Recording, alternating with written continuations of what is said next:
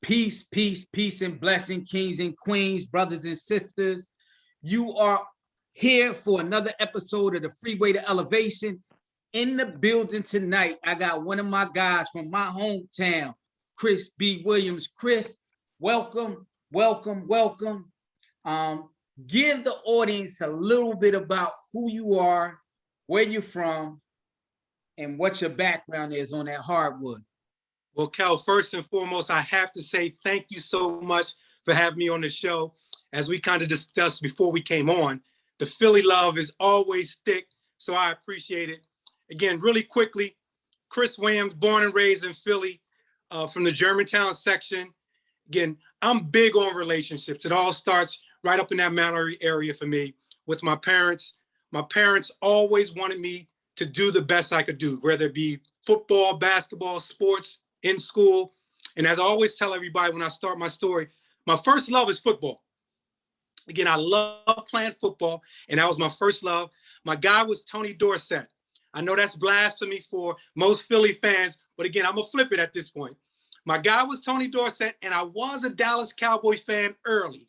But as I got more mature, I understood Philly love was so deep in me, and I had to change over once I got to college. But I started off as a Dallas Cowboy fan. My first love was football. I wanted to be a running back like Tony Dorsett.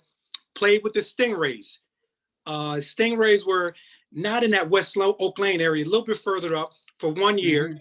Played running back, but the organization wasn't run as well as it should. Moved over to the Oak Lane Wildcats. Okay. Up at Simon's Playground. People familiar with Simon's Playground, played for the Wildcats. Loved the organization. Played tight end my first season there. Second season, I played quarterback. Again, as a quarterback, I was a leader. Again, a lot of responsibility. Enjoyed it. Didn't want it at the first initially because I enjoyed being a tight end. But again, when I was converted over to a quarterback, I think it helped me as far as understanding my position as a leader and assisting other players and other people. But what happened, Kel, I was starting to get taller. In this one particular game, the line wasn't blocking as well as they usually do. Guys were coming in, getting shots on me, hitting me hard. I was used to giving the contact out, but in this game, I was taking a lot of contact. And from that day forward, I made the decision, I'm playing strictly basketball going forward. And as you know, during that time period, you played a little bit of everything. So again, it wasn't a case where like nowadays, guys just specialize in one sport from when they were really small. So I played football, I played basketball, I played baseball, but those are my two favorites, football and basketball. Again, started off at St. Benedict's. At St. Benedict's, that was my grade school. Played with a lot of really good players. All my boys, again, were solid players. And as I said, I'm big on relationships. All my guys, Sean Skerry, Mark Sutherland, Ryan Porter, Ron Hargrove, all these guys, we would push one another. We were very good starting off from 6th to 8th grade at St. Benedict. We won a championship in 8th grade. And again, the great thing about my boys, and I say this all the time, they never let on that I was really good. And what by that, all of us had our unique talents. I probably was a little bit better than everyone, just a tad, but no one would give me the inclination that you're better. So it allowed me to work hard all the time. I was probably one of the better 8th graders in the city of Philadelphia. Again, didn't need to be told that, but I just knew that. Want to go to Cardinal Daugherty because that's where all my buddies were going. My parents wanted to go to Central High School. Very good school in Philly, all boys school, high academics. I was a solid student, but what I did, Kel, again, my parents to this day, at least my father, my mom passed away, but she knew the story. I sabotaged the test that you need to take to go into Central. I purposely put wrong answers because I did not want to go to Central. I wanted to go to Cardinal Daugherty with my boys. Like I said, I had won a championship with these guys. We were so close. We were able to push each other. And again, I told my parents, I made this promise to them.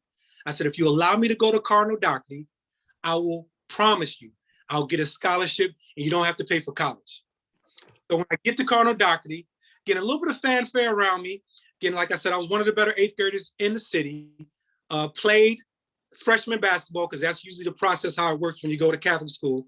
Played freshman basketball, loved it. I did very well playing freshman basketball, probably averaged about 19 to 20 points a game. But again, My deal, Kel, was I enjoyed playing with my boys, and I loved trying to make other people better. I enjoyed what my buddies did well. I enjoyed what other players did well, because when we all did well, everybody's happy. I knew I could get mine, but when everybody can participate, at the end of the day, we're excited. We have a good time. Now, my sophomore season, I play varsity. I get moved up to varsity.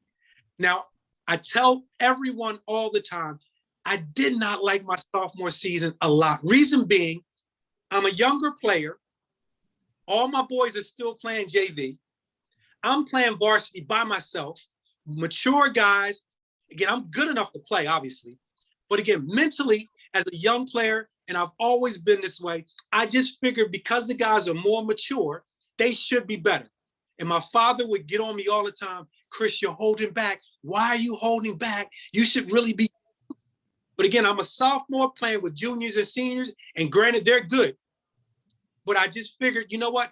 I need to learn and not do as much as I should. So I probably could have been much better my sophomore season. Didn't play a lot because these guys were legit. Bobby Coppolino was the Northern Vision Player of the Year. He was a senior when I was a soph. Elliot Devane was an all-Catholic player. Anthony Fleming was a good player. So we had solid players on this team. If I remember correctly, we won the Northern Division.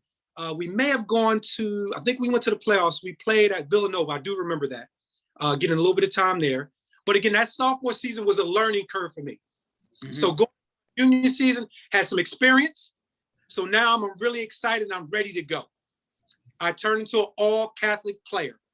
Now going into high school, very modest. All I really wanted, Kel, was to get my name in the newspaper. That's what I wanted. My main deal was if I could get my name in the newspaper, I'm happy. The guys I looked up to, Pooh Richardson, Nate Blackwell, Lionel Simmons, Doug Overton, these were my dudes. I would read the newspaper like, you know what, all I want to do is get my name in there. And if I get a picture, it's a wrap. If I could get my picture in the newspaper. So my junior year comes around. Again, we have a lot of injuries my junior year. I play well. I think maybe I'm a second team all-Catholic.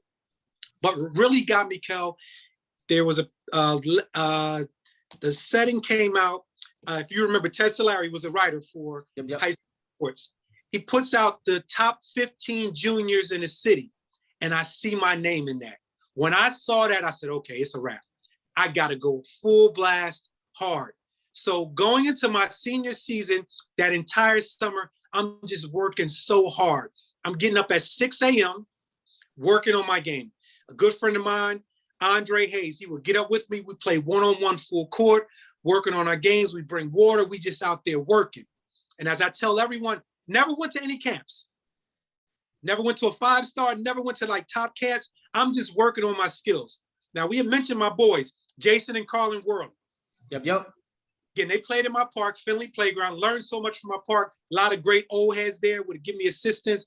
Marvin Du Bois, Alan Dutton, Lamont, all these guys. Again, because we had good young guys, Jason, Carlin, myself, Kerry Scott, Willie Falk, a number of guys who were solid in the city. My park understood these young guys are good, so we need to try to groom them and make sure they understand and they know what to do. So going into my senior season, I got a lot of tutelage. Now I'll bring up Jason and Carlin because Carlin was one of the top juniors in the country. Yep. He went to all of the camps. Carlin would come back and tell me like, Chris, again, I'm playing against and I see all these guys like the Kenny Andersons of the world, all the top guys we hear about consistently. He's like, Chris, they're not that much better than you if they are. You can hold your own. So the switch flips in my head like, you know what? I can be a little bit better than I think I can be. So I go into my senior season, I work hard. Now everything changes for me because I had been a legit 2-guard. But again, you know how Philly guards are. I'm a combo. I can do a little bit of everything. I'm about 6'2", 6'3". They start me off in the season at the 2-guard position. I go back and forth. I think the coach makes a decision, Mark Heimerdinger. Chris is our best player, so we want the ball in his hands at all times. So they move me over to the point guard. My recruiting goes from a solid D2 player to a legitimate D1 prospect at the point guard position. I have guys like John Chaney coming to see me play, Speedy Morris, PJ Carlissimo. Carlissimo said Chris Williams is the best kept secret on the East Coast. So again, I'm starting to hear things. My confidence is starting to flow. I have an excellent senior season. We win the Northern Division, if I remember correctly. We get upset in the first round of the playoffs by McDevitt. That's like the rivalry up in that area. Cardinal Daugherty. We beat them 2 times during the season in close games, and then in the playoffs, they beat us. But the history behind that is before the playoffs, my final senior night game at Cardinal Daugherty, I go for a dunk against LaSalle. A guy undercuts me, fall on my face, I knock out my 2 front teeth. So I continue to play, but I lose so much blood. So going to that playoff game, I wasn't 100%. Get no excuses, because McDevitt did a great job game planning, preparing for us, and they beat us. But again, we weren't the same after that happened. But I do appreciate, my teammates, again, sticking with me, and we stuck together. Then we lost, but I think the city has some love for us because they put us in the Brotherly Love Classic. I think I needed about 20 points to become a 1,000-point scorer. I believe the Brotherly Love Classic was probably set up to have the top high school team from the Catholic League play the top high school team from the public league, but it didn't work out that way. So they had us play against Germantown Friends with John Haynes. Yes, sir. Now listen, Kelly, I owed the guys who I play with the Medics, and I get on my boys, Jason and Carlin, all the time. They my boys. They never told me about John. Now, at this stage, I'm clearly thinking I'm the best point guard in the city, or at least one of the top. I should have heard of John. At least I didn't know any better.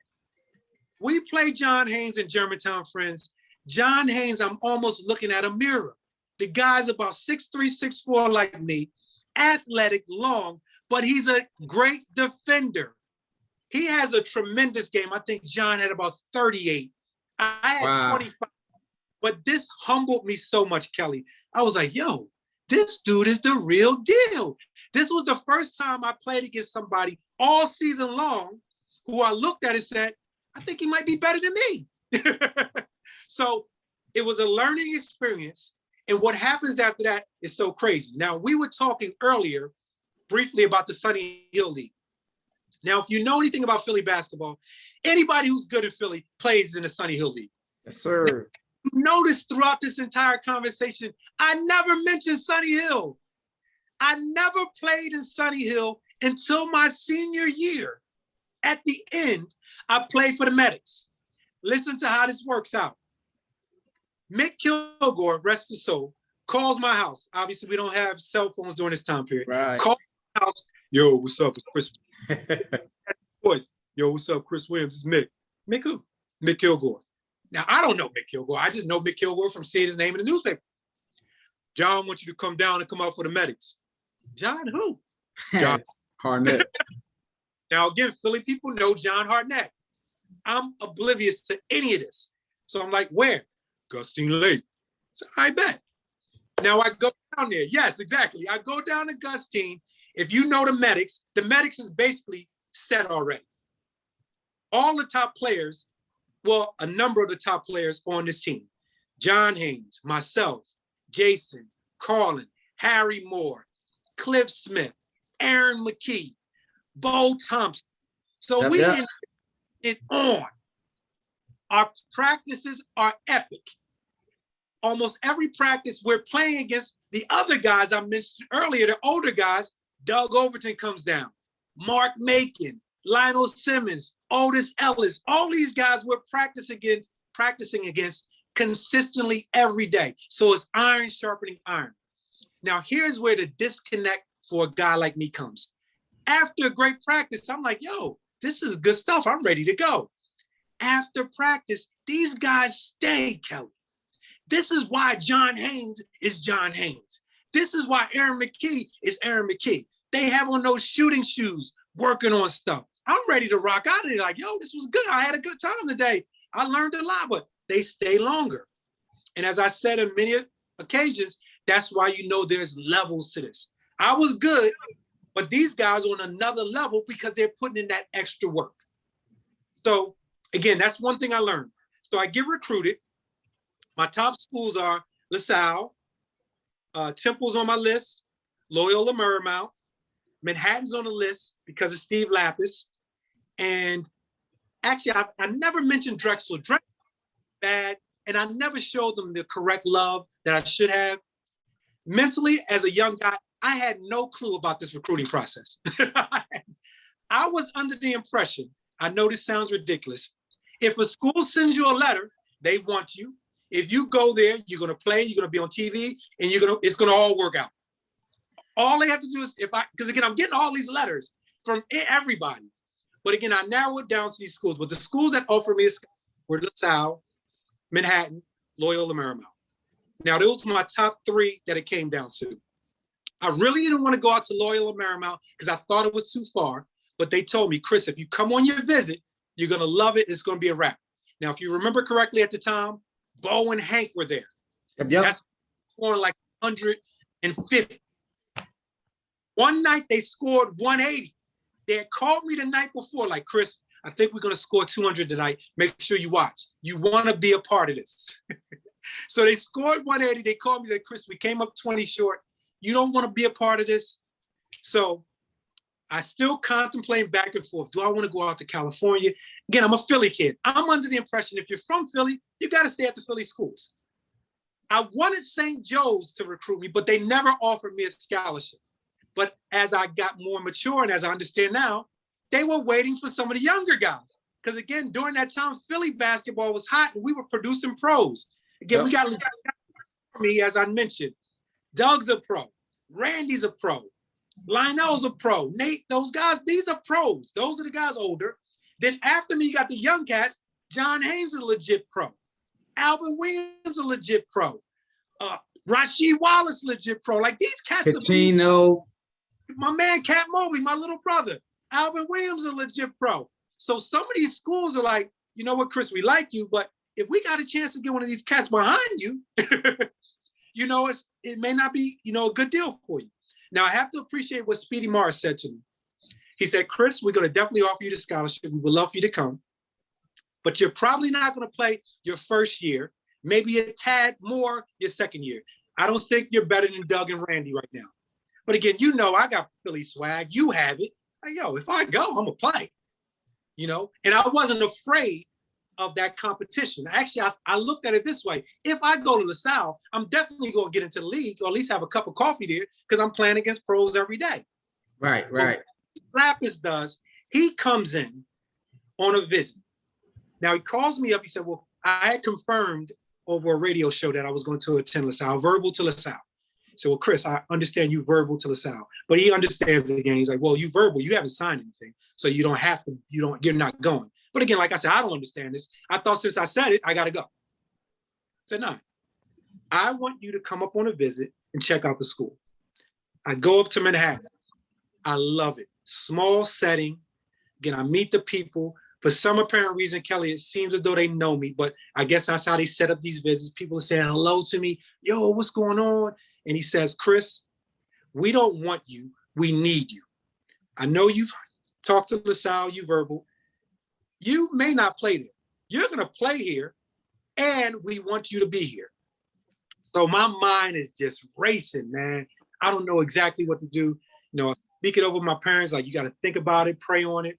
And the one thing I tell young players now when they ask me about attending school, if you take basketball or whatever sport it is out of the equation, would you still want to be at that school? And that's what it came to. I said, if I never played another game of basketball, I would love to be here. I love the people.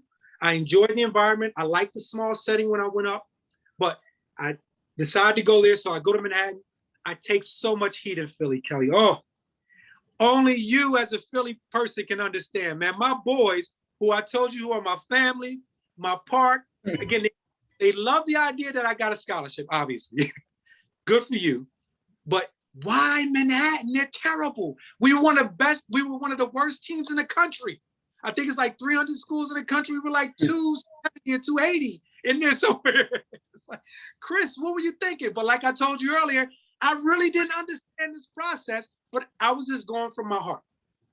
I was going where my heart was telling me what was best for me. And I say to this day, it was one of the best decisions in my life. Now, when I get there, there's a big adjustment. the speed of the game, the physicality, it's a little different. For me, again, my Philly swag tells me I can play. I can play anywhere. You put me, like, I got to tell people to this day, I'm a hooper, and me and you were discussing this. I know how to hoop. You can put me on a park or in a setting now, I can play. So I know I'm gonna be fine where that's concerned. But it was so much mentally I had to figure out. I'm used to taking cats off the bounce, getting mine whenever I needed it. And if I needed to drop something off, I could drop it off. But now this is different. I gotta worry about a shot clock. Now that used to rack my brain to no end going into college because I never worried about a shot clock. And Steve Lapis, get my nickname. So when I come in the seniors and my teammates nickname me Smooth, Philly Smooth. Again, I'm a 6'4" point guard. I can handle it decent, and my demeanor is smooth.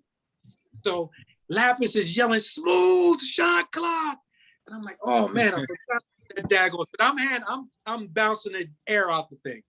So again, we have a solid season my freshman year, and the one thing I would always struggle with, Kelly, and to this day, I still question it.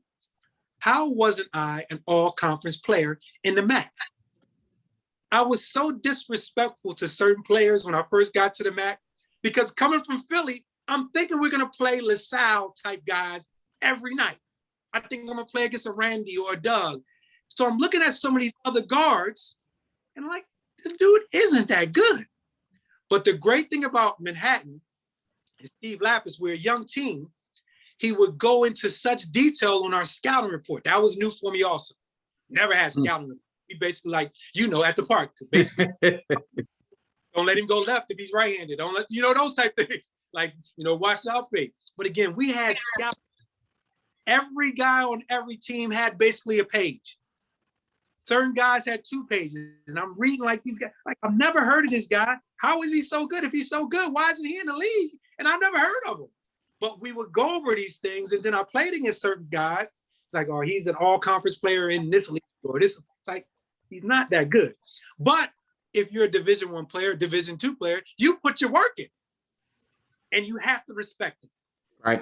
One thing I learned, and it was a humbling experience, was everybody can't be the top guy. I came in with a tremendous class. Keith Bullock was the player of the year by the time we graduated. Kerry Evans was an all-conference player. Kerry Wilson was really good. Eric Gottlieb was good. We came in as a 5.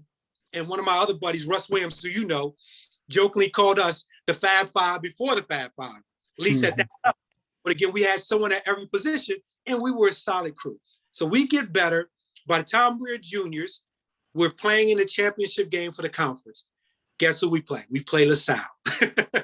Starring Randy Woods, who I'm familiar with. Now, the funny backstory, which else, but you can relate to this. During my Sunny Hill Baker League, well, actually, after high school, what do they call it when you play in college? I don't remember what that was. That's Future League, I believe it was. Future League. Me and Randy played together a couple of summers. He's the best, man. The best. He can heat up in a moment. So the funny conversations. And talk. Oh, Kelly, yes. Which leads me right into this. We would be in the locker room. Hey, Chris. Again, he has the high voice. Chris, why don't you shoot the ball? You can shoot. You can play. Why in Manhattan y'all don't shoot the ball, man? Y'all crazy over there, man. We don't even prepare for y'all. So he's telling me all this stuff. One day, Kelly, he tells me before the game, I don't know where this comes from. I'm not passing you the ball all game. Wow. Out of the blue. I don't know where it comes from. I'm thinking he's joking. Randy doesn't pass me the ball the entire game. The entire game. Now, he's struggling too. He's struggling early on. Again, obviously, we're both guards, so sometimes I'm bringing it up. So I'm touching it regardless. I'm solid. I'm going to take it regardless. The second half, Randy Woods scored about 30 to 40 points almost in a row. People were heckling him in the first half. Oh, Randy, you ain't this, you not this. Second half, like I said, he's knocking down everything. NBA threes, getting to the basket. He's a little guy, getting to the cup. He's strong as an ox. And he stands. When it rains, it pours. When it rains, That's Randy. He was hilarious. And he told one cat, he said, you know, between me and you, the guy said, what? I'm going to the NBA and you're not. So again, that was the experience. We lose to the South point in the MAC championship my junior year. So that gives us incentive coming back my senior year. We run through the league. We lose 2 games during the regular season, get back to the championship.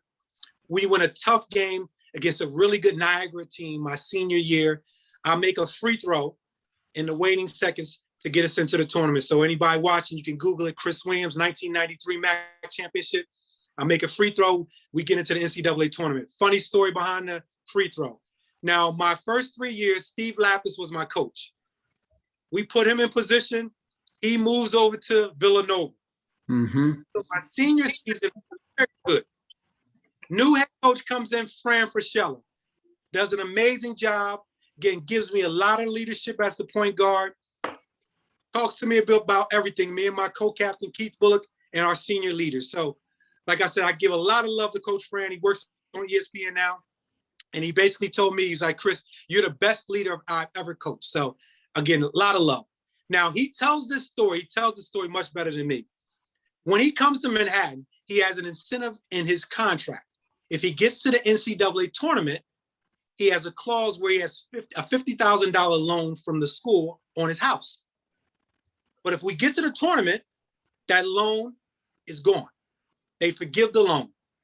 All season long, he said, Smooth, I never thought about that free throw. But when you're at that line in the closing seconds, I said, if Smooth makes this, $50,000 is forgiven. Now, the night before, in the semifinal game, I had made 2 free throws to get us into the championship. So almost everybody's like, oh, yeah, he's going to make this. I missed the first one. So everybody's like, oh, no. It's still tied up. I'll make the second one. So again, he said that's a $50,000 free throw. So, man, Coach Fran owes me at least 10%, 5,000 from that 50 G's. So yeah, it worked out very well for me. Had a great college career, enjoyed everything. Fortunate enough to go into the Hall of Fame in Manhattan. And as I tell everybody, didn't break any records. I mean, I don't even think, I did not score 1,000 points, but I think because I was a winner, came in, did what I needed to do. And as I tell people all the time, I was able to sacrifice a lot of my game for us to be successful, and it worked out for all of us. Look, you dropped a lot of information as it relates to the impact of the city, Yes. people in the neighborhood. So I have to really lay this out here because most people, particularly if you ever been to Philadelphia, it's a lot of places you're not gonna go. No doubt. And so when you talk about the support, and I got memories of, especially like John Haynes, when we played in the Greater VI tournament, right? Me and Wasul, man, John got a lot of mouth. And so Right. like we in a pushing match. Now, check. I'm glad you brought up the names because I like the conversational piece, whereas I'm not just talking about me, but I appreciate you having me on to tell my story. But again, when you bring up those names and I talk about my support system and I talked about my parents understood the toughness of Philly. And the one thing, and I say this time and time again, I would love to go back and compete against some of the guys I never got a chance to play against because I played in the Catholic League or I stayed up in that West Oak Lane, Mount Airy area, like Wasul. Now, me and Was are good friends via social media. I never played against Was. I remember He was at Park West, one of the guys I would look at the newspaper, and I never played against those guys. I would look at the pub and say, man, the pub is so tough compared to the Catholic League during that time period. But I knew because of my Philly swag, I would be able to compete because my boys, like I said, Jason and Carlin, I play against them all the time and they're successful. But my parents understood, like you said, we can't allow him to go everywhere. We can't allow him to do everything, but we're going to make sure while he's around us in this area where he's protected. And my family, I love them to death. They did a great job. My neighborhood did a great job. I was one of those kids. They knew I was decent. They knew I had talent. So I was that kid, leave Chris alone. Let Chris be cool. Let him develop. So I do appreciate that. But I would have loved to compete against guys like you, you and Was. Again, like I said, I didn't catch John till late. And I'm thinking in my head, why didn't anybody tell me about this dude? But I never played down the hill until I was a senior. But to your point, Philly was so talented. You remember Silk that played at Gratz too, right? Yes. So he didn't even make our Sunny Hill team. And I sit and I think like, wow, Aaron and them, again, Gratz is my neighborhood. Yes. But me, Was, Hev, so you talked about the Dobbin squad with Bo, Hank, Doug, Randy, but they also had Larry. So Larry younger brother, Steve, with the Parkway with us. So Mook got all kind of ruckus at Coppin. But I say all that to say, I'll never forget, we from North, but we go to Southwest because Parkway has 4 elements, right? So you got Parkway Gamma, which was in Southwest on the University of Pennsylvania's campus. We have a unit right in our neighborhood on Temple. Then we got one on LaSalle and downtown in Center City. However, like you were saying earlier, when we think about it, Chris, like we literally was going in certain spaces because we going to where, like you said, where the competition is, because there's so much competition in the city.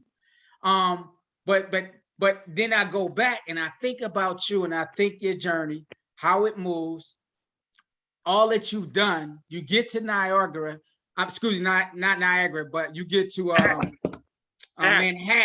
Manhattan College, and not only are you there and you go through a transition while you're there, you go through a transformation while you're there. And I want you to talk a little bit about, one, what you majored in, right?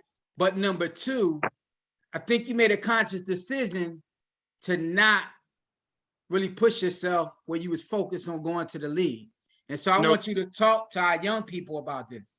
Oh, well, that's ironic you bring that up, because obviously when you go to college, everybody's looking to get into the league. And we mentioned the guys who were in the league or going to the league who are a little bit older than us. And then those guys right behind us, they're breathing down your throat. I didn't even mention Jerome Pooh Allen, another guy who was super nice. Eugene Burroughs, if I remember correctly, was good also. So again, these guys are all around, and you made it clear you want to compete. You want to compete against them. And when you do, you want to make sure you leave your stamp. You want them to walk out of there and say, you know what? Chris Williams is the real deal. Kelly's the real deal, whatever the case may be. And if that's just your Philly swag, that's just your Philly, like, you know, that's how we get down. Now, going to Manhattan, it was a humbling experience, as I said. Understanding as a point guard, that's big for me. Because coming from Philadelphia, like I said, we can do a little bit of everything. I think in Philly, we're taught to play all aspects of the game. You should be able to score it. You should be able to pass it. You should be able to rebound. You should be able to do a little bit of everything. So now I'm quote unquote a legit point guard at the Division I level. And I tell people all the time, I was never a great ball handler, very good shooter, but I could get to mine because I'm a lefty too. But understanding that, I have guys who can really play. These other guys are in position where they need to have the ball and score. So I made a conscious effort going into my senior year where I needed to learn to pass up shots, make a decision to bring it out when it's not there. Even though there's a guy in front of me, Kelly, I know I can take him. And that was so hard for me for the longest. But I give so much credit to Coach Lapis and his staff early on, sitting me down consistently, having these talks. Chris, you have to be able to make decisions that are beneficial for the team, not just you. Fran Fraschilla comes, he puts all this confidence in me and saying, you're my guy. I just know I had to do well for us to be successful, coming off a really good year. Now in school, I'm a communications major. So again, I'm a talker. I don't mind talking. I don't mind expressing myself. But one of the best things about being a leader and a communicator is understanding how to talk to certain people. And what I had learned and understood from me being with my guys for 4 years, a great group, we're roommates, we're always together. I knew how to talk to each and every one. I knew who to get loud with, what to say to certain guys to get them going, who I needed to get going early in the game. Like my big guy, Keith Bullock, at the 3-minute mark, I used to always tell him, from here on, I need you to get every rebound in this game. Everyone. That gets him juiced up. Again, he can score, but he likes to rebound. Every rebound. You didn't get that last one. The young cats, yo, you've been talking about playing. When you get out here, you got to give me something. You got to give me something. So I knew what to say. Again, majored in communications. So my thought process was, after I finished playing ball, I want to get into sports broadcasting. I was very fortunate, an alum from Manhattan, Tom Muldoon, each year, each summer, I worked for the Phillies. I did an internship and worked at the Phillies. So I was being groomed and put in a position where I was around corporate people and understanding that business process. And I had made a conscious decision before I graduated, I'm not going to play anymore. Now, a lot of people always ask, the question is probably going to come up, did you have any pro aspirations? Did anybody take a look at you? Now, I had a solid senior year. One of my coaches used to work for the Boston Celtics. He was the video coordinator, Sean Cleary. We had played in the holiday festival during Christmas at Madison Square Garden. We played St. John's. The first game, we lost a close game. I played solid basketball. We lost an overtime game to Rutgers, the second game. And who else was there? Kentucky was there also. So scouts all over the place. The place was packed. After we're done, my assistant coach says, Chris, some scouts who were there, they thought you were decent. They said you were, solid. I didn't give it too much mind because we had lost, and I was more concerned about winning and losing. And my teammates were starting to say, you know what, Smooth? You look at like my one buddy, Kerry Wilson, who's a tough critic, my shooting guard. It's like, Smooth, you're starting to look like a pro. I never gave it any mind. Again, one of the things which was in my favor was I understood our system. I understood college basketball from that aspect at the mid-major. But again, we're playing against top-notch players in level competition in that tournament. And I knew what I could do and what I couldn't do. So I focused on what I was good at and shied away from what I wasn't good at. So you're not going to see me doing all this because that's not what I do. I'm going to give it up early. If I get a good look, I'm going to knock it down, feed the post, be solid on defense. So again, I can understand. So at the end of the season, they said, well, listen, the Celtics will love you to come to camp as a free agent, but you'll have to pay, but we'll take care of it if you like to go. And I said, I'm flattered. I'm definitely flattered. Mm-hmm. I'll be doing myself an injustice, the Celtics an injustice, and all those guys who worked so hard to be in that position to go there. Because we talked about the levels. I had not put myself in position to be there. Now, if I were the guy who stayed after with the medics, put extra work in, while I was in Manhattan, putting the early work in, the early evenings and late evenings. Now I hear stories of guys going back into the gym at 1 and 2 o'clock in the morning. I didn't do that. So I wasn't in that position. You got to work hard at that level. People don't understand. You don't just walk out there and say you're a pro. Them cats work at that. That's why they're the best in the world. So I was flattered. I appreciate the idea that they thought I would be able to compete, or at least they saw the talent if it was groomed properly. And the one thing I always say, Kel, which is so important, I never envisioned or imagined myself playing in the NBA. I know that sounds crazy, but early on, like I told you, my first love was football. I dreamed of being Tony Dorsett. My Dallas Cowboys wear number 33. So I saw myself doing that. So if I had stayed with football, I may have done it. But my passion for basketball, which I still love today, I'll go out and get some work in anytime. I still shoot around and I do a little bit of training. But my passion at that time period had dwindled. I didn't want guys yelling at me anymore. I didn't want to be running all these laps and steps and stuff. I wanted to do it my way at that stage. So I made the conscious decision to get into the broadcasting, and it kind of springboarded my career to where I am today. Look, so as you tied into that, I'm not going to let you slide by with this other thing. So first and foremost, I need everybody to know out here, most guys from Philly, they can talk, right? We can play basketball, we can throw these, and we can talk with the best of them. And so when I look at your bracelet, on your right arm, right? I see those beads. Sure. And what I also know is that you speak energy and you also talk mindset, No that doubt. you're also a mentor. And we spoke about how the old heads in Philly will make sure, like to this day, like I don't care where I'm at, like LeBron himself can walk on the court. I'm gonna give him his respect, but I'm gonna go at him. No doubt. But we have this unique gift in terms of being able to motivate people and help them to walk a certain path. So I want you to talk a little bit about the work you do outside of moderating, the work you do outside of speaking at the girls' games and at the men's games at Manhattan, to the work that you do in Florida and the speaking work that you do across the country. Well, again, I'm a motivational speaker, and my platform is Positive Energy is a Gift. And what I tell people is I challenge you to change the way you think using positive energy and self-evaluation. And I love that you touched on, oftentimes when you come from Philadelphia, yes, you can talk, you're not afraid, and you're willing to go out and put your best foot forward. You're not going to shy away from anyone. And when I do my broadcast, I jokingly say, in certain cities, you want to have a guard on your team from.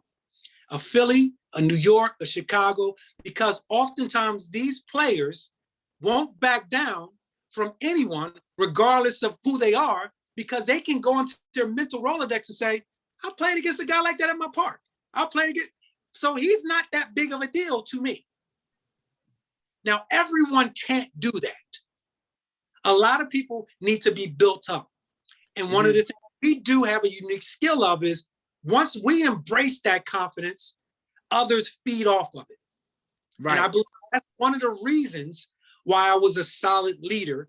And to this day, people can feed off my energy. I love seeing young people at the park. I'm that guy, very similar to yourself. If I see a young player out there, say, listen, young fella, work on this. This will help you do this better.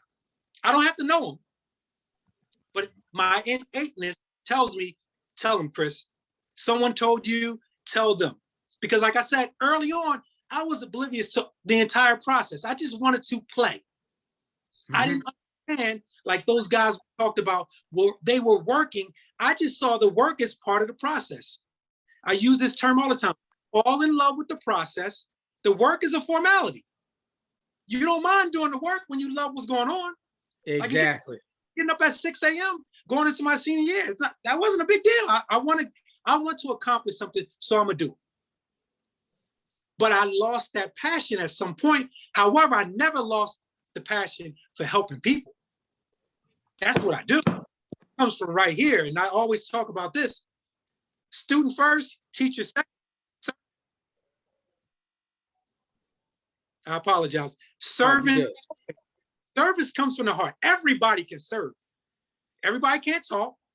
Everybody may not be able to be a good teacher, but you can serve. You can do something to help the next man or woman. And that's one of the things we lack right now.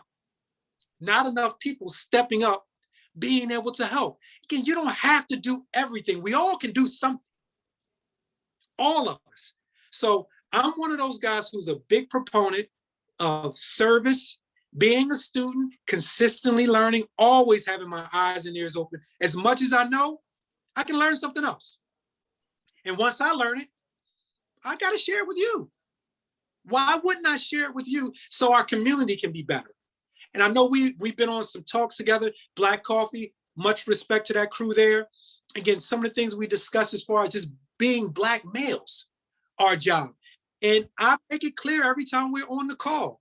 As an alpha male, our job is to stand up. In first place to stand up is in our community. Some of that stuff we can't control. I mean, you can argue with me back and forth about the voting, whatever. Yeah.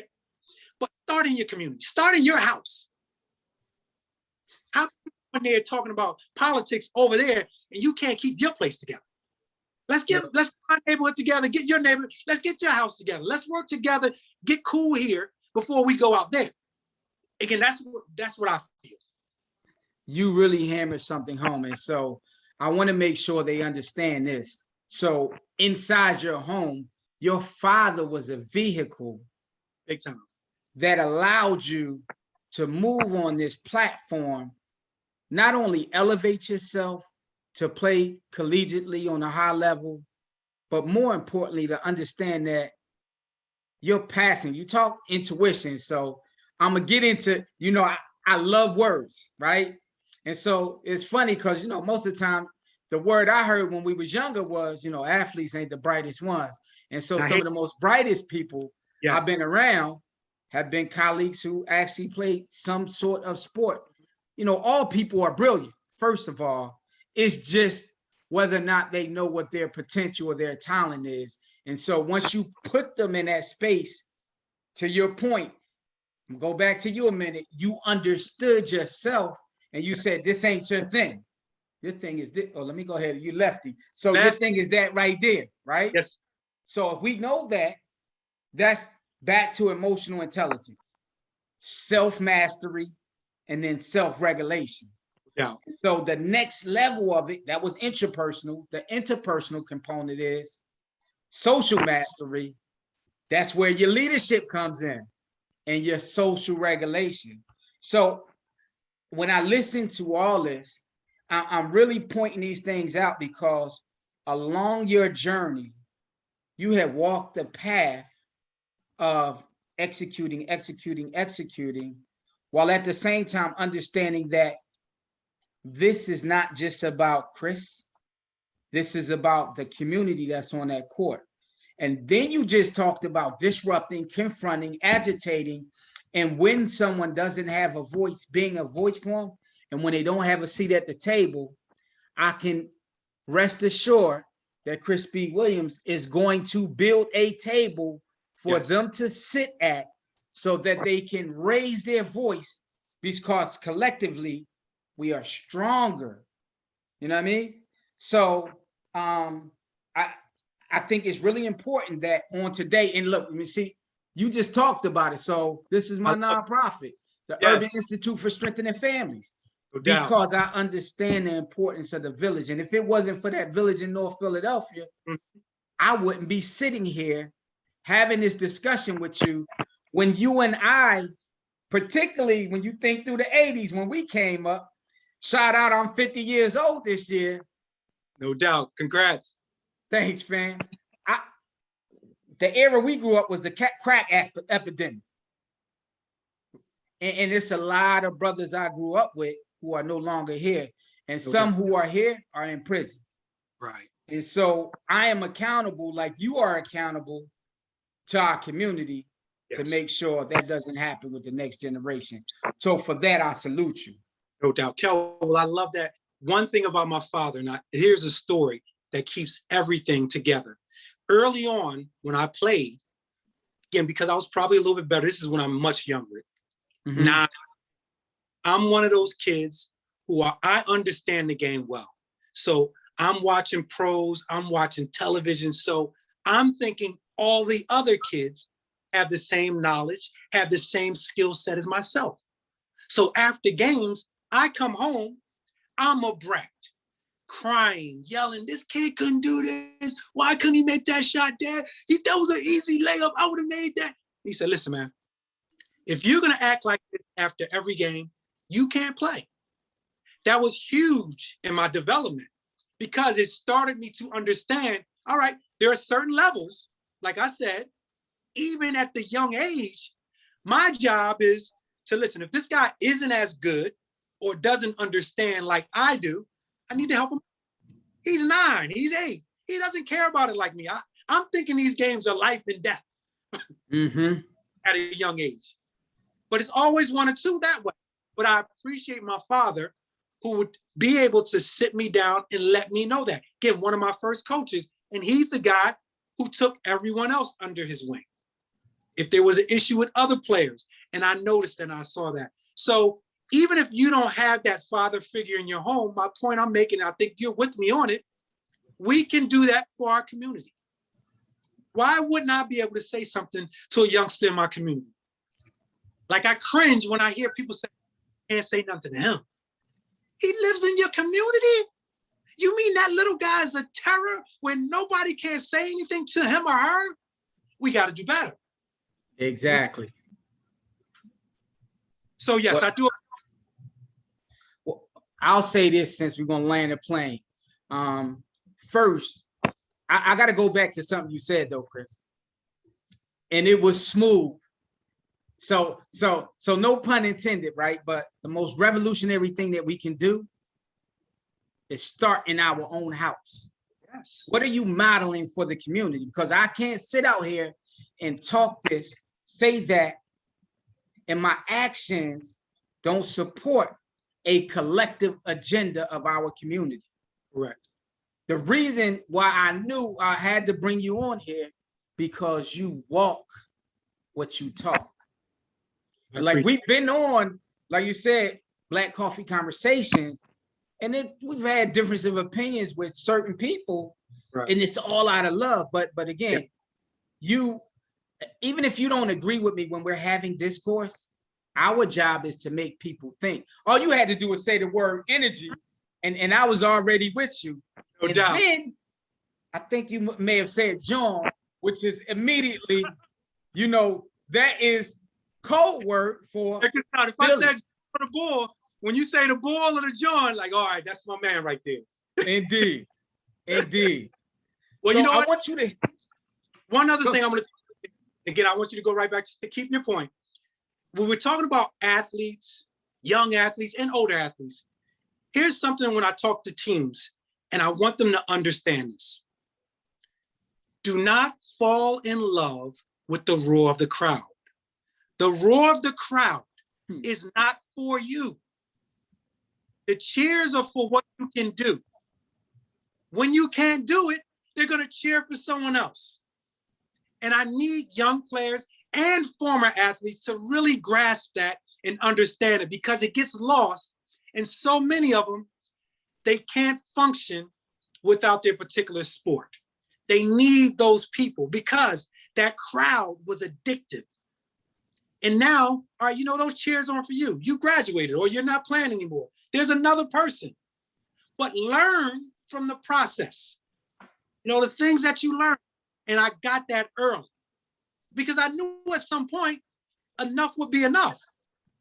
I can only shoot it well for so long. I can only do it well enough where somebody wants to pay and come see me. But I learned so much during that time period, it can help me go further. But a lot of athletes miss it, and I want them to catch it. Again, we love you. You're doing a great job. Yes, yes, yes. But as soon as you can't do that anymore, unfortunately, we're going to move to the next person. That's just how the process works. Well, and I wanted you to really land the plane on that. So you just landed the plane. But yes, what I want to add to this is this. To your point, we have some of the greatest athletes in the world. And for myself, there was some conflict and confrontation. And so, like you, I chose not to continue down that path. But what I knew, I can go in a whole nother city. See, that's what makes us special. Yes. Like you bringing your best and I'm eating your best up because of how I was groomed. 21st in Westmoreland, 19th in Ontario Playground, Horace Pappy Owens, Knox Pittman, down to Erie Avenue, and all throughout the city. Every person, particularly those who grew up with us, you were validated. So my self-esteem and self-confidence, and to your point, you used the word swag, it followed me no matter where I went. Yep. And so everywhere I went, these cats was supposed to be high profile collegiate or pro athletes, yet when you played against them, they knew who you was and they respected you on a completely different level. And I'm saying that to say, to your point, where you understand who you are and that the game loves you, the crowd love what you can do. And so what you have to do is make sure that you love yourself enough to understand what's going to be for you and what's going to help you navigate what you need to do to move from a passion standpoint. Yes. And what's your calling. Not chasing the crowd, not chasing the money, but chasing what is an alignment from what's internal to what your code and your ethics are. And if you follow that path, you'll never go astray, because otherwise you're falling into what's called dis-ease. And I don't mean disease as far as some of those medical diseases. I mean the misalignment of self and what you was purposed to do. I appreciate that, Kel. That's on the money, man. And again, I love your energy. As I tell people all the time, it's contagious. And successful people say this all the time. You want to be around other people who have good energy, good, successful energy, significant energy. Because regardless of how much money either of us make, we're significant. When we go somewhere, like you said, whether it be playing ball or doing something, like who was that bull? When we walk out, who's the bull right there? That's what happens. Our presence is felt. And as a young athlete, as a player, that's what you always wanted. Like when I went somewhere and I played, if I wasn't the best player or quote unquote the guy that day, I know when I leave out of there, who's bull right there? Bull right there can play. Who is he? And I know the same for you, but it goes back to the significance, and you feed off of that, the swag, that confidence that you get, you can carry it to wherever you go. Indeed, indeed. Hey, look, y'all got a piece, but what I need y'all to understand is this is the first episode of having Brother Chris on the show, because what I'm gonna really need us to get into is something called Gales, gremlins, assumptions, interpretations, and limiting beliefs. So this brother is not only an athlete, but he's a coach, but a coach of the mind and energy, and how to help people rewrite or re-engineer their thought process so they're not getting in their own way. So hold tight. Y'all gonna see him again. And so I'm gonna leave y'all with this. Bull was nice today. And you heard it. You had North Philly and Germantown in the building. As usual, we did our thing. Let's get it. If you want to follow salutes. .com, all love. Yo, I was ready to tell you, let them know all your handles so they can follow you. Well, again, if you want to catch me on the website, hearchrisspeak.com. Keep it consistent. Instagram, Hear Chris Speak, HearChrisSpeak. That's on Instagram. Twitter, Hear Chris Speak. And if you're still on that Facebook, Chris CHRIS, B period, Williams, WILLIA. All love, man. Appreciate you, brother. All Philly love. All day. Salute. Yes, sir.